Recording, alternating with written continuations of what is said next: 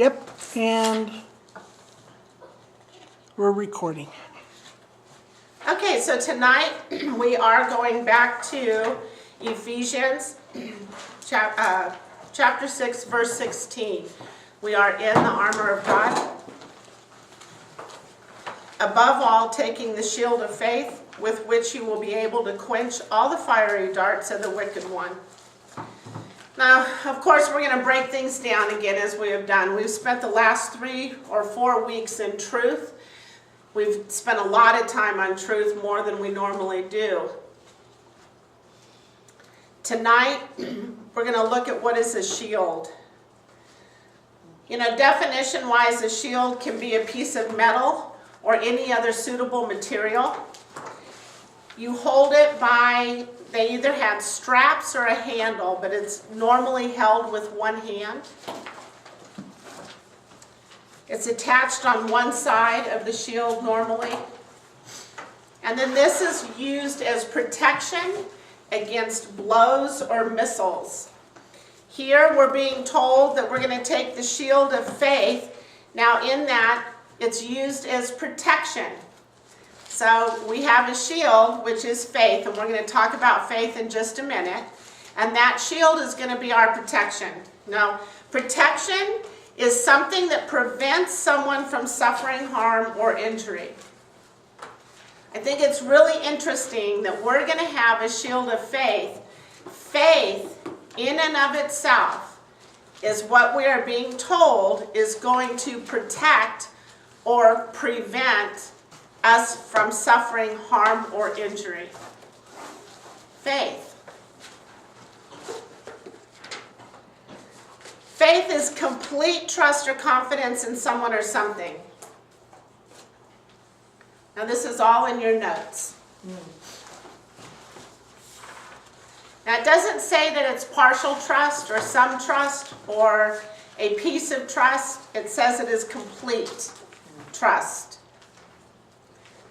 So the first thing that you need to look at in your faith is how much trust are you giving? If you want a shield of faith, are you giving 100% trust? Or are you giving 95%? Or today, is it one of those bad days and it's only 20%? In your notes, there's a long, exhaustive definition through Strong's Dictionary. And I'm not going to go through all of that.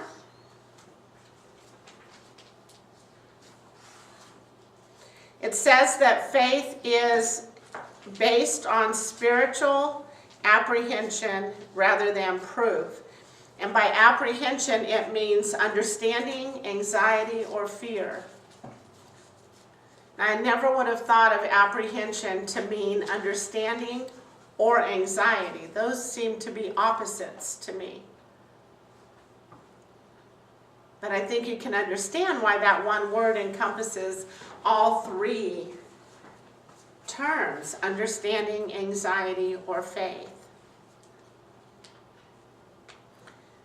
Conviction of the truth of anything or belief. There's all kinds of things through the Strong. Conviction that God exists and is the creator and ruler of all things, the provider and bestower of eternal salvation through Christ. Faith. I mean, you have to understand that God is the creator in order to have faith, right? We have to believe that Jesus died for our sins in order to have faith. Belief with the predominant idea of trust. God's definition of faith is in Hebrews 11:1. Now faith is the substance of things hoped for and the evidence of things not yet seen. That's it right there. We have one scripture in the Bible that tells us exactly what faith is. No maybes, no ifs, ands, or buts. Faith is the substance of things hoped for and the evidence of things not yet seen. Faith is trusting Him. Trusting God. Well, what is trust? Trust is the firm belief in the reliability, the truth, the ability, and strength of. And again, it's not a weak belief. It's not a halfway belief. It is a firm belief. That means that there's no room for doubt. If you have a firm belief in something, you don't doubt it. If you believe that Jesus died for you, you don't doubt that. Could somebody come up and tell you, oh, where did you get that idea from? That's not true. Would you be able to argue that? Do you have a firm belief that Jesus died for you? I'd say everyone in this room could argue that. Every single person in this room could say exactly how strong their belief is that Jesus died for them. Now, if somebody came up and told you that you were not attractive today and that what you were wearing made you look fat, could you argue that? Would you have a firm belief that they were wrong? No. You'd listen. I'd listen. I'd go change my clothes 10 times. Been there, done that. Right? That's where our doubt comes in. Because we don't have that firm belief in all areas. We have it in some, we have it in 1 or 2, or 10, or 15, but we don't have it in all. That allows us to not have that shield of faith because we're not having 100% faith, because we only have 90% trust. We're lacking 10% in the trust category of faith. Well, you can't have 100 strong, firm, foundational faith if you've only got 90% of trust. If it matters to you what other people think of your appearance and somebody comes up and tells you that you are unattractive in any way, shape, or form, your shoes are ugly, those pants make your butt look big, your hair needs to be redone, that color doesn't fit you. I mean, I can give you a million statements because I've received all of them, right? So if it matters to me that I come off as attractive to other people, each one of those statements will be upsetting to me, number one. Number two, if I do not feel confident in my appearance, then every time something like that is said, I'm going to believe it. And that's the first way, the simplest way, the easy way that you take somebody else's lie and make it your truth. Something that simple. Something as simple as a comment in Walmart that said, oh my goodness, I hope you don't let that new husband of yours see you looking like that. Right? It got my attention. Do I really look that bad today?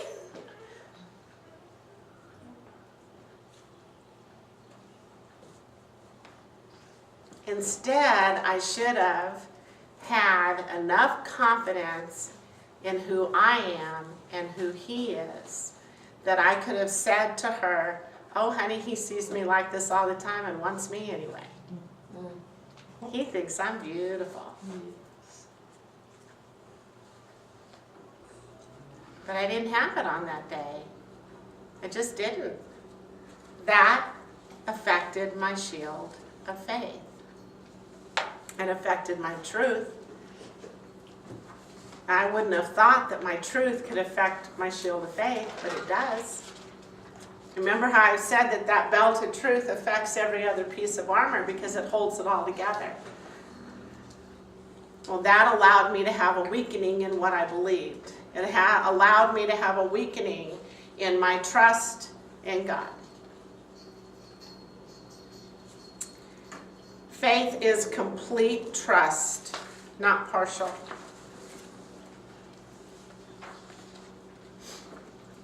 Trusting, complete confidence placed in. So you have complete confidence placed in God. Complete. I do believe on that day, something that simple, I was probably already unnerved about something else, but a comment that simple at that newness of our relationship, I believe that my brain went to a place of, what was the purpose of that? Why did somebody have to say something like that? I would never think to say something like that to another person. Why would somebody say that to me?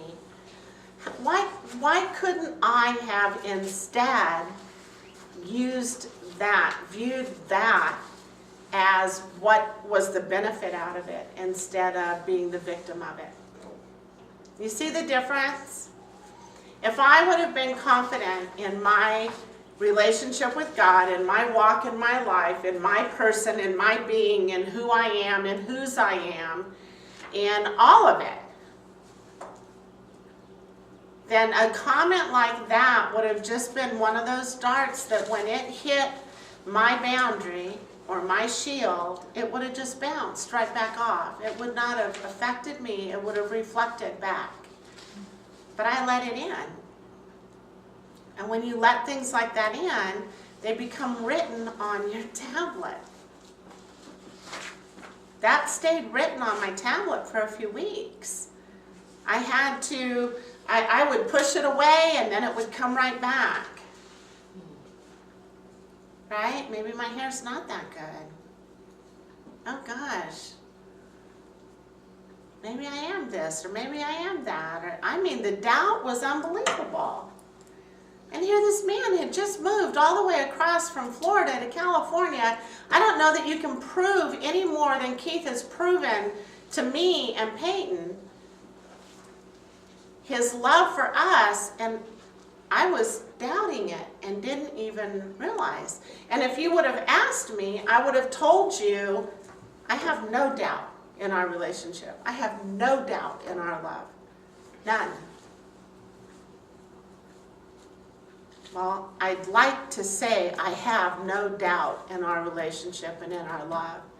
But unfortunately, once in a while, I allow somebody else's negativity to cause me doubt.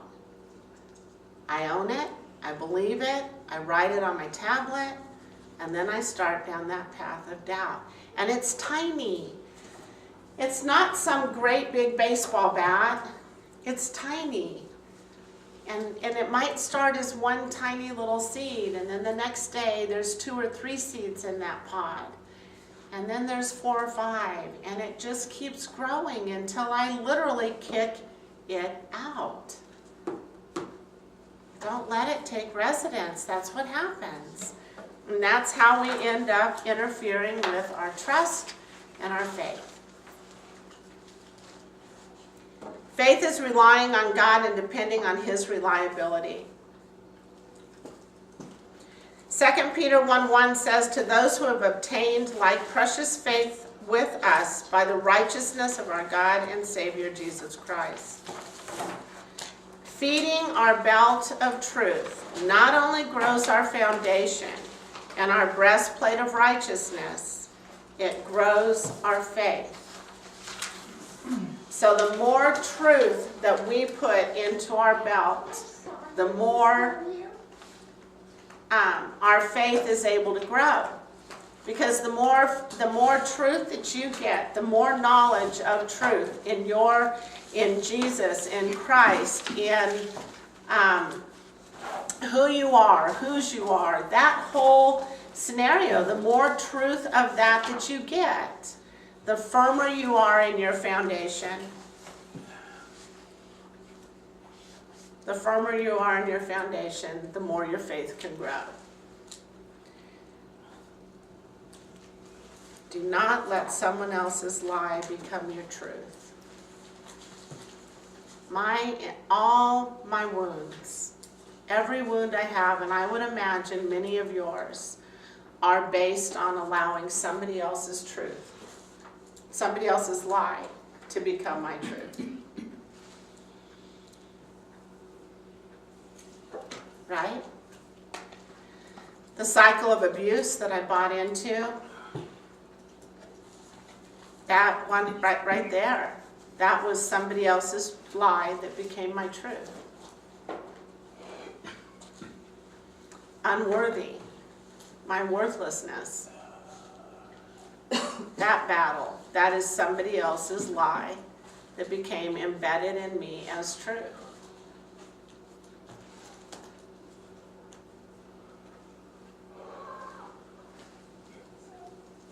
You know, I have always, I can't even, well, before today and doing this study, this piece of study, I could not have told you where my love for the scent for smells came from. I always remember me loving smells. I love pleasant smells. I always want to smell pleasant things. Well, I remember where it came from today doing this study, and that is 100% where do not let someone else's lie become your truth came from. And that's when it really resonated in me. Because my first husband, in his complete ugliness and desire to knock me all the way down, had convinced me that I had such a horrible smell that nobody would ever want to be around me, be with me, be intimate, that it was just everything he could possibly do to allow me to reside in his presence because I had such a horrible smell. And I came to a point, a place where I believed that. And so any time that I could smell just the essence of me, I would do anything in my power to cover it up because I didn't want anybody else to smell it. I always thought my love for body sprays and spraying was because I was a smoker. I always kept them in the door of my car, and when I would get out of my car, I would spray. When I would smoke, I would spray. When I'd get in my car, I would spray. When I leave my house, I would spray. I was always spraying. Today, I know the truth, and it was because I believed somebody else's lie. And boy, wasn't that a powerful lie? I mean, I know it didn't do any huge damage in my world and to people around me. It did a huge damage to my self-esteem, to my self-confidence. But if something that simple could change so much of my behavior, I mean, think about it. Think about how many times we're exposed to comments from other people, from statements from other people that we own, that we take them and own them to be truthful. You're not grieving right. You don't cry enough. You must not have ever loved to begin with.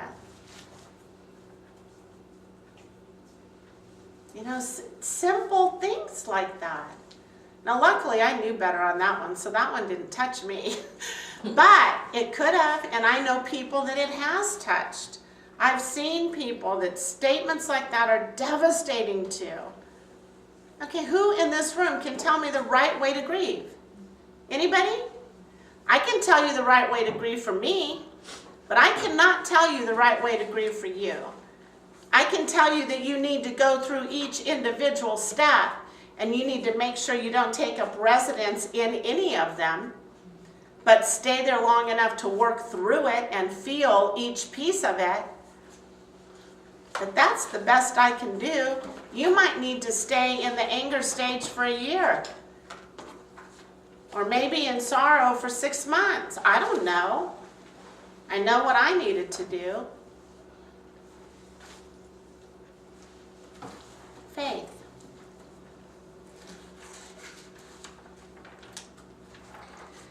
Faith unites the weak believer to Christ as really as it does the strong one, and purifies the heart of one as truly as of another. And every sincere believer is by his faith justified in the sight of God. Faith worketh godliness and produces effects which no other grace in the soul can do. That's Matthew Henry. Paul says test or prove carefully examine all things. That's important. Test all things. Prove all things. Carefully examine all things. I mean, really, how difficult would it have been for me to test some of the lies that I took as truth? But I would have had to have had the confidence to test them. Right? That's what we should be doing. We should be testing anything that we want to believe to be true. If you want to believe that Jesus died for you, test it. Evaluate it, examine it. Is it true? Amen. Yes, 100%. There's enough evidence in my book to believe that it is true.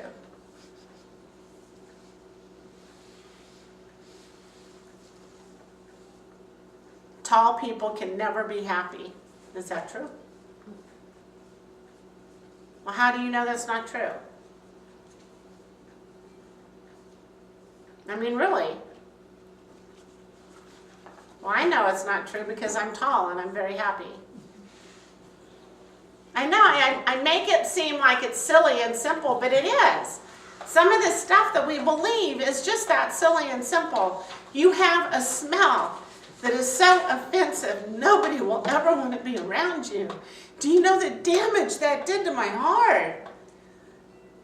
I believed every word of it. I carried it for years. I probably still have a piece of it today because it keeps popping up in my head. And it's a lie.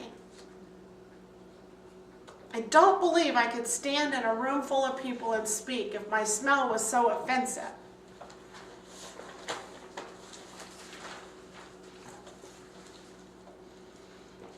Test all things. Hold fast to what is good. Hold fast is do not let go.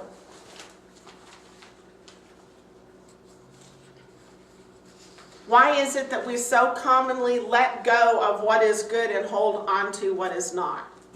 Boy, I tell you, if I get to ask a list of questions when I get to heaven, I want the answer to that one. Why is it so easy to believe the negative and so hard to believe the positive? So easy to live in that negative recorder and so hard to play a positive one. Or how about just to see ourselves the way God sees us? I would love to just see me the way God sees me all the time.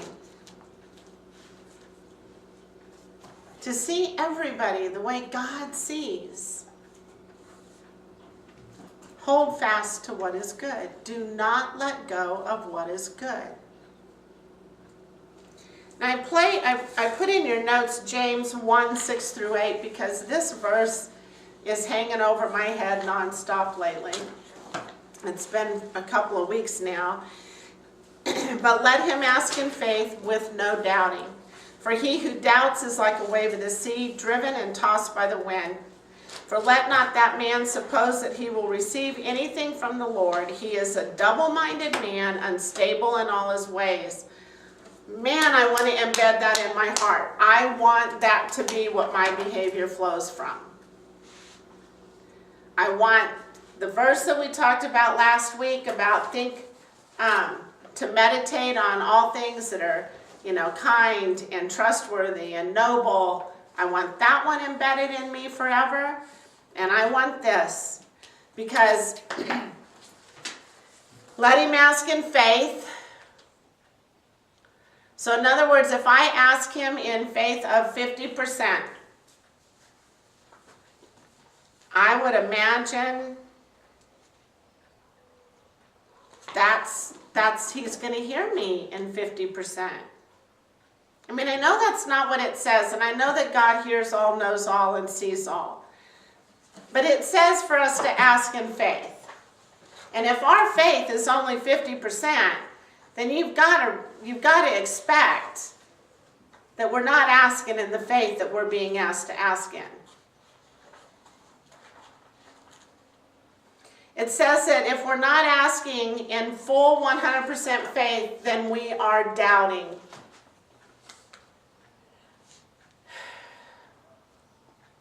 And if we are doubting, we're like the wave of a sea being tossed to and fro. We are unstable and double-minded if we are doubting.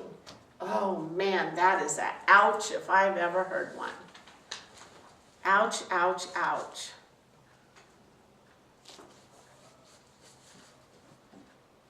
I struggle so much with doubt.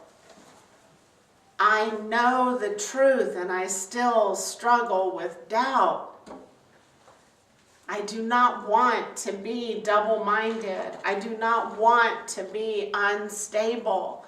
I want you to be able to count on me to always know exactly what is true. And if I don't know what is true, I will investigate it until I do. I want you to be able to come to me knowing Pam is stable. She is not double-minded. She has strong faith. She doesn't doubt.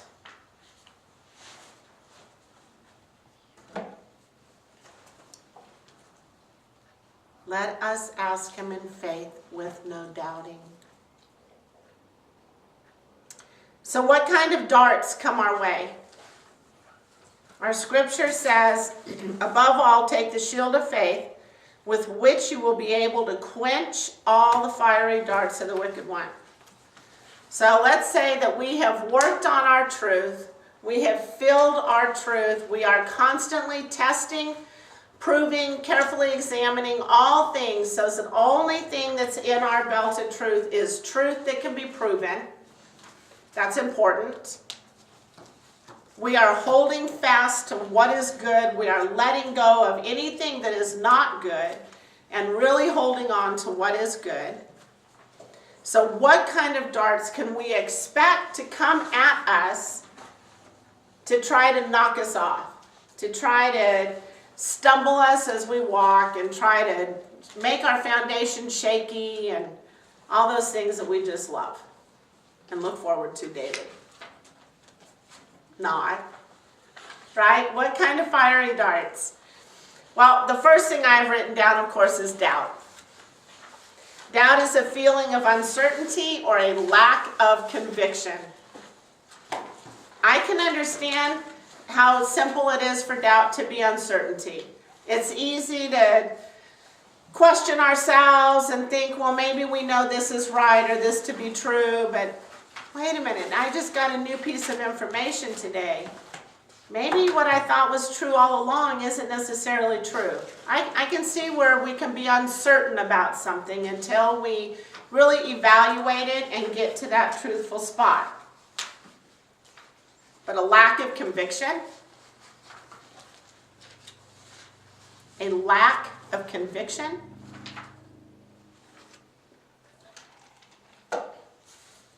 we have the tools to not be lacking in conviction. And we know how to evaluate. We know how to test, prove, or carefully examine all things. And as long as we are testing, proving, or carefully examining all things, we should not have a lack of conviction. And the minute that we start to have a lack of conviction, we should have those tools so in our face that we're able to open it up and go, whoa, wait a minute, here it is. That's right, I knew I had truth that would counteract that negative. Figure out what your negative stuff is. Where is your weakness? Know your weakness. If doubt is your weakness, in what areas are you likely to doubt? Mine? Worthlessness. We all know that. If you know me, you know that's my struggle. I don't struggle as much today as I did yesterday, and I pray that tomorrow will be the same. Tomorrow I will be stronger than I am today. Today, that is still my struggle. It's weakening, but it is there.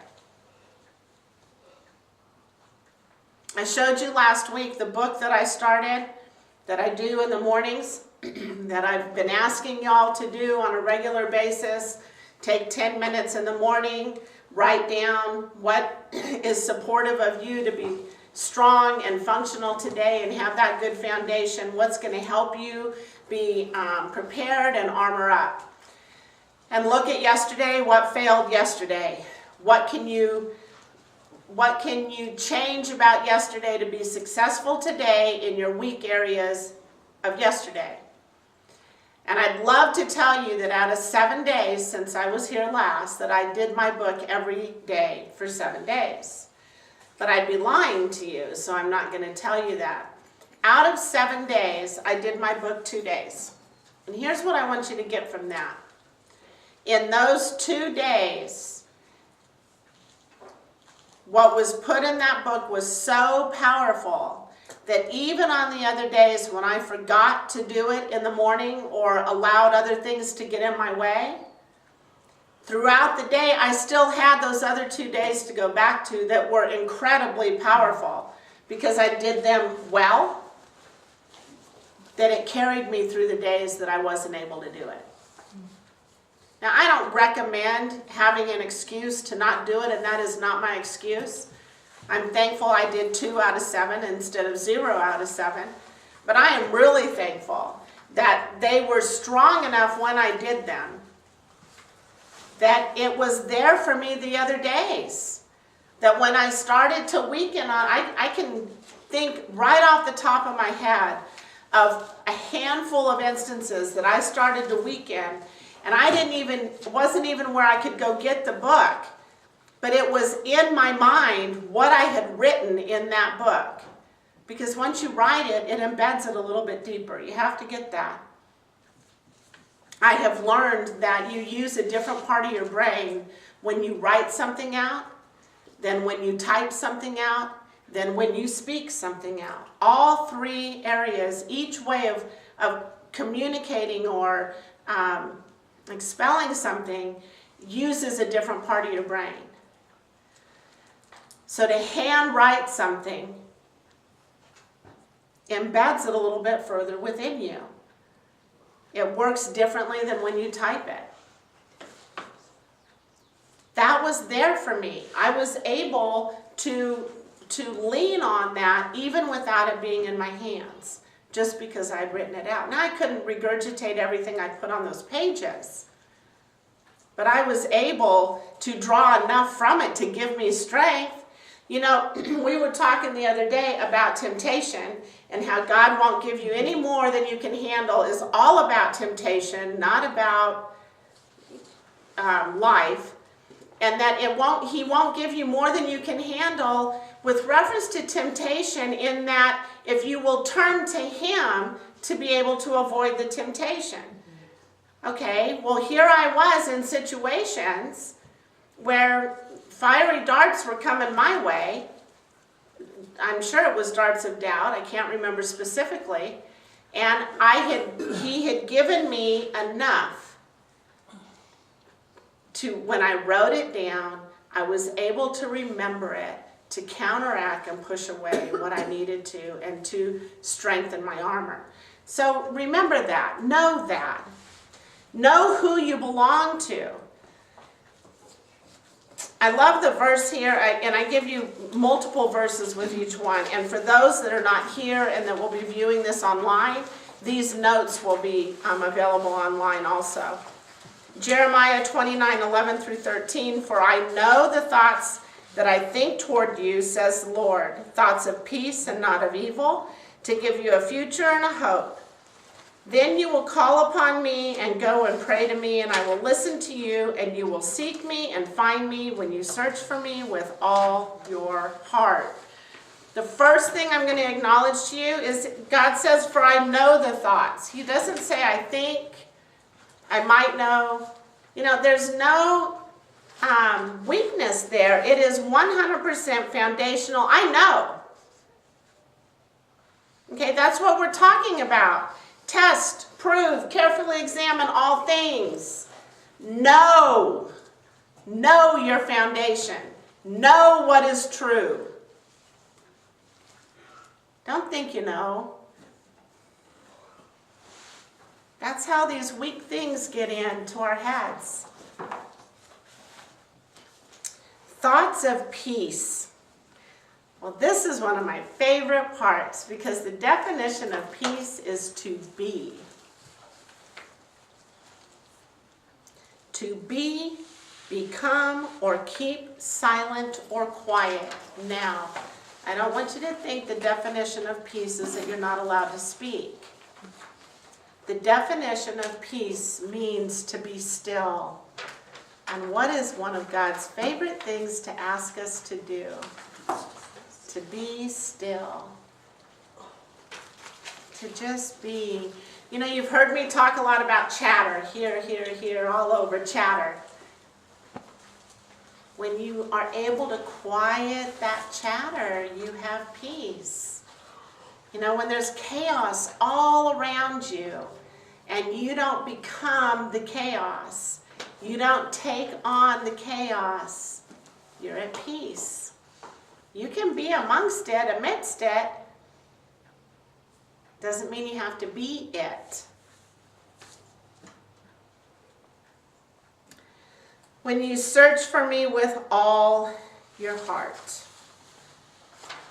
And of course, you know I'm going to say something about all. He doesn't say when you searched for me with the left corner of your heart. Or with that teeny tiny little piece down in the bottom. He wants all of it, guys. You know, we talk about how Jesus lives in our heart. Well, is your heart clean enough? Do you really want Jesus to live in there? Are there cobwebs all over the place and dirt and dust? When's the last time you mopped the floor in your heart?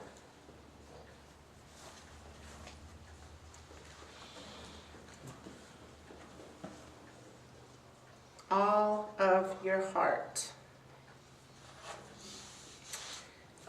The next fiery dart that I mention is discouragement.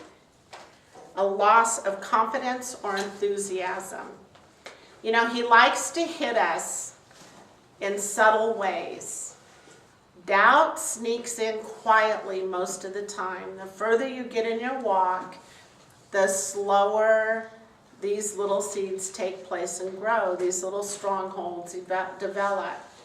They're quiet. They're not loud and boisterous like in the beginning. For me in the beginning, it was always loud and boisterous.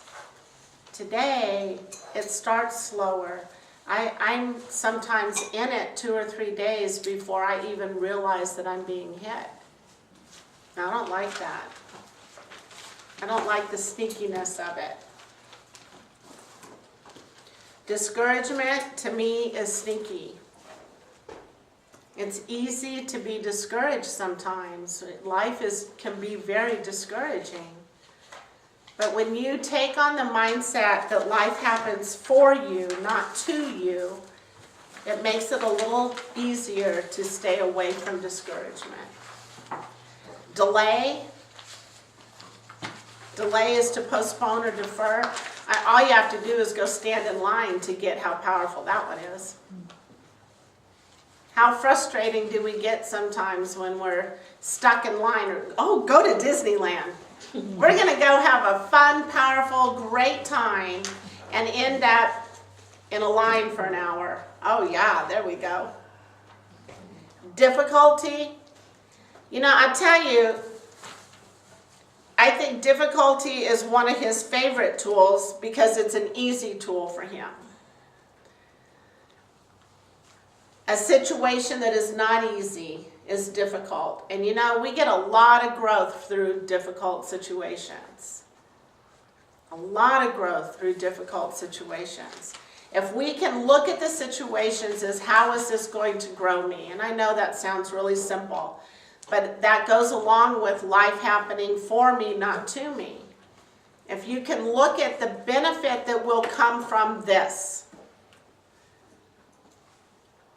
What is the benefit of this trial? I might not know, I have no clue, but I know that there's going to be one because God says it.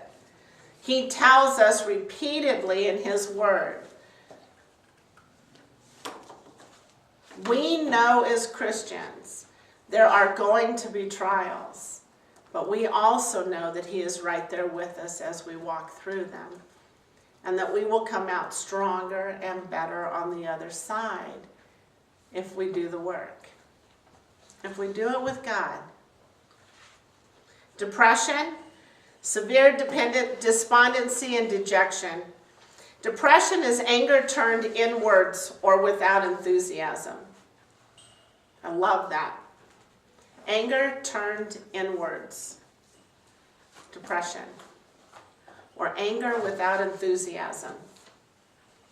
Depression stems from anger. Unresolved anger. And that brings us to anger.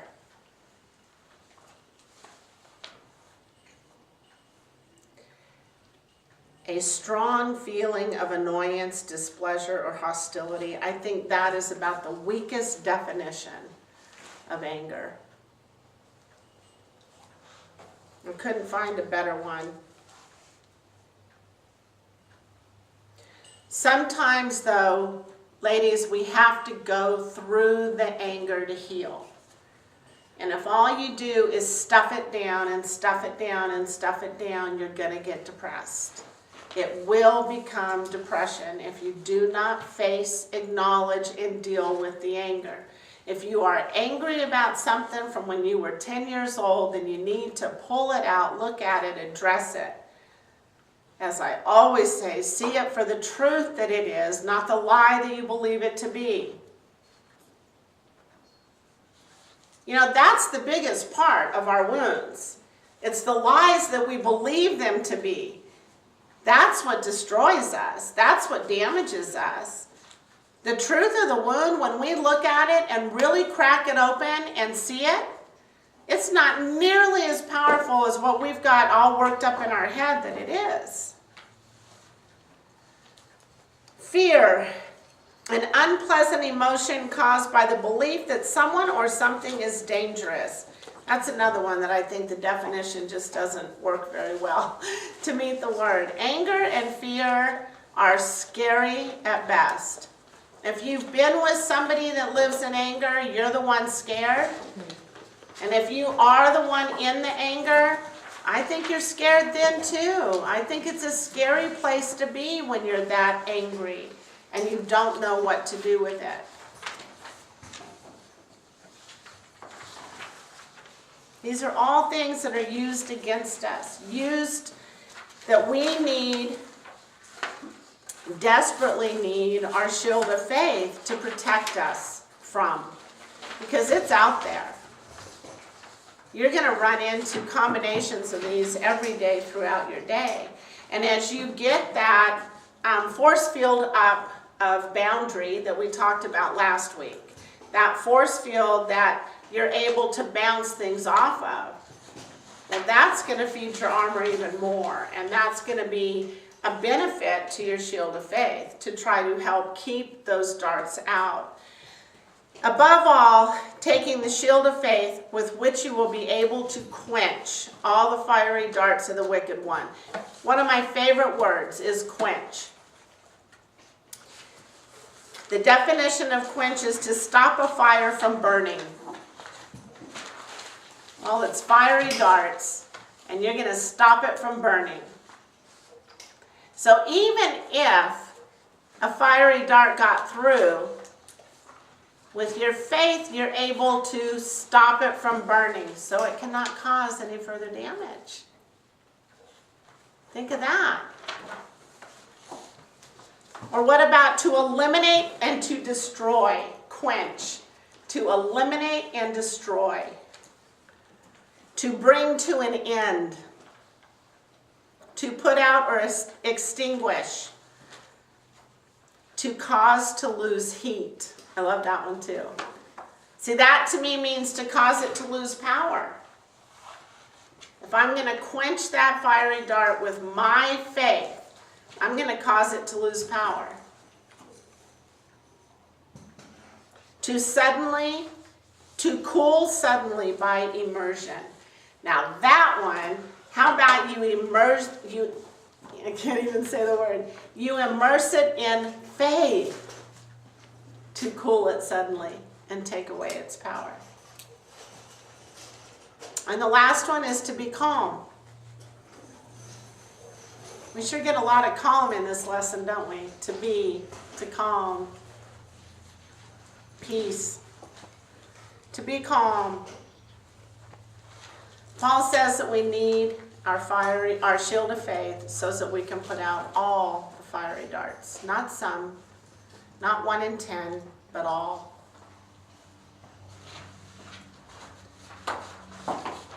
You know, ladies, we're going to end with this. Take a look at what is in your truth. I mean, really take a look at it. Do you have anybody else's lies in there?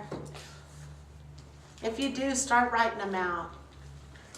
Get just a separate page or in your journaling book or something, but write out what are the lies that you believe. Or what are the lies that you know are lies, but you can tell that they're still affecting you. That there's still something in there that you believe it a little bit because it can still get you.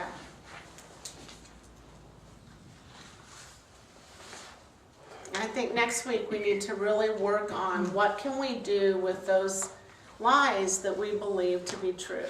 How can we get rid of them?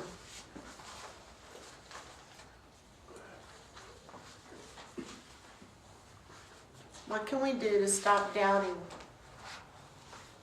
To grow our faith?